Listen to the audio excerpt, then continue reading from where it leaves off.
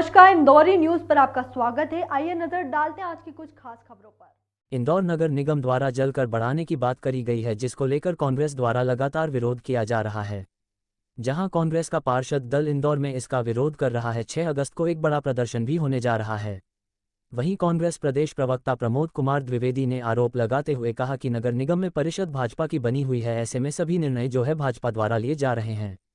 इंदौर के बीजेपी कार्यालय से रिमोट चलता है, जिसमें सारे निर्णय दिए जाते हैं। जब संपत्ति कर अलग अलग लगाया जाता है तो जलकर एक समान क्यों लगाया जा रहा है?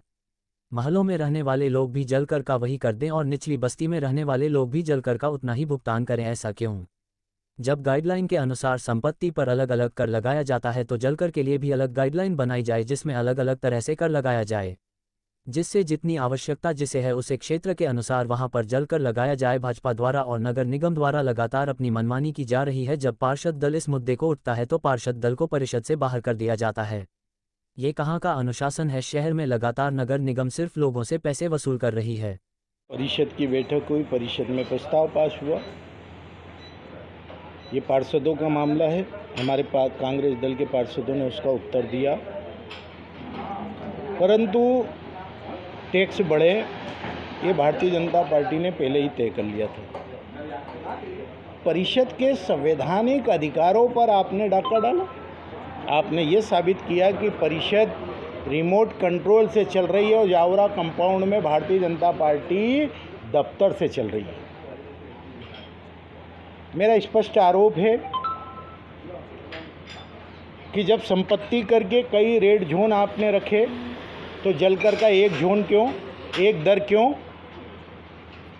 एक झुग्गी झोपड़ी में रहने वाला व्यक्ति भी 300 रुपये देगा और महलों में साकेत नगर या मनीषपुरी या आनंद नगर या चितावत या अन्य बड़ी बड़ी कॉलोनियों में, चाहे 54 नंबर की हो, 78 नंबर की हो या कैलाश जी के बगल की कॉलोनियाँ ही क्यों ना हो, वो सब भी 300 रुपये से जल कर देंगे।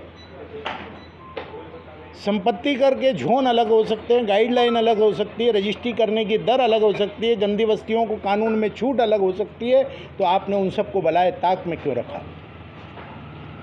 जल कर की भी एक दर होना चाहिए। आप कह रहे हैं जल लाना महंगा हो गया, तो आपकी सरकार से सवाल है कि नर्मदा छिपरा लिंग परियोजना में जो लागत उज्जैनी तक पानी लाने में लगती है, वही लागत इंदौर को जलूद तक पानी लाने में लगती है। ये सरकारी रिपोर्ट है, मेरी रिपोर्ट नहीं है।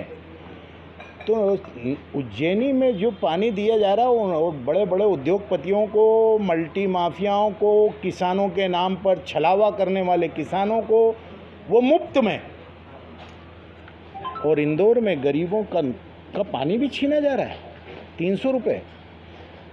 गंदी बस्ती का निर्मूलन अधिनियम 1976 की धारा 3 ये कहती है कि गंदी बस्तियों में जलकर माफ़ होना चाहिए, संपत्ति कर सामान नहीं होना चाहिए। वहाँ स्टाम्प ड्यूटी भी आधी लगती है।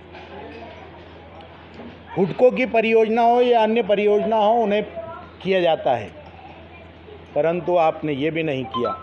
संपत्ति कर आपने बढ़ा दिया। तो मैं सवाल उठाना चाहता हूं कि कई प्रकार के टैक्स आम आदमी देता है। स्टाम्प ड्यूटी 3% देता है, जो 1% देता था। ये कहाँ गया पैसा?